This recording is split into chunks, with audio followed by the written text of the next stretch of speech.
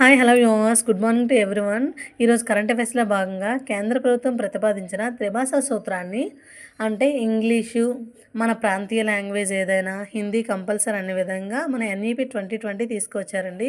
ఈ ఎన్ఈపి 2020లో త్రిభాషా సూత్రాన్ని వ్యతిరేకిస్తూ తమిళనాడు, కేరళ, పంజాబ్ అనేవి విమర్శలు చేస్తున్నాయి ఎన్ఈపి 2020 పట్ల.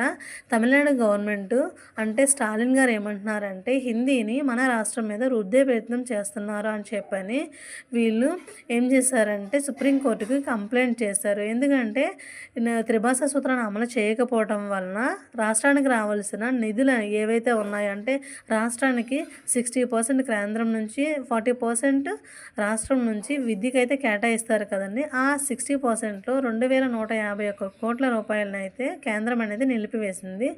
ఆ విధులు నిలిపివేసిందని చెప్పేసి సుప్రీంకోర్టుకి వీలైతే కంప్లైంట్ చేశారు. ఆర్టికల్ 131 ప్రకారం కేంద్ర రాష్ట్రాల మధ్య పాలసీ సంబంధిత తగాదాల పరిష్కారానికి సుప్రీంకోర్టు ప్రత్యేక అధికారాలు కలిగి ఉందంట. అందుకని చెప్పేసి సుప్రీంకోర్టుకి తమిళనాడు ప్రభుత్వం అయితే కంప్లైంట్ చేసిందండి. చూడండి, ఎన్ఈపిని వ్యతిరేకించిన రాష్ట్రాలు ఏవి అంటే తమిళనాడు, కేరళ, పంజాబ్ అండి. ఓకేనండి. చూడండి, సాధారణ రాష్ట్రాలకైతే విద్యకి కేంద్రం 60%, రాష్ట్రం 40% నిధులను అయితే ఇస్తుంది. అదే హిమాలయ ప్రాంతాలకైతే 90% కేంద్రం, 10% రాష్ట్రాలు అయితే అవి నిధులు కేటాయించాలి. నెక్స్ట్, గిర్ అడవుల్లో 2020 ప్రకారం 674 సింహాలు 2025 మే నాటికి 891కి ఈ సింహాలు అనేవి పెరిగాయి అని చెప్పనైతే గణనాలు చెప్తున్నాయండి. గుజరాత్లో 11 జిల్లాలో ఈ సింహాలు అయితే విస్తరించి ఉన్నాయంట. గిర్ నేషనల్ పార్క్ ఎక్కడ ఉంది అంటే గుజరాత్లో అండి.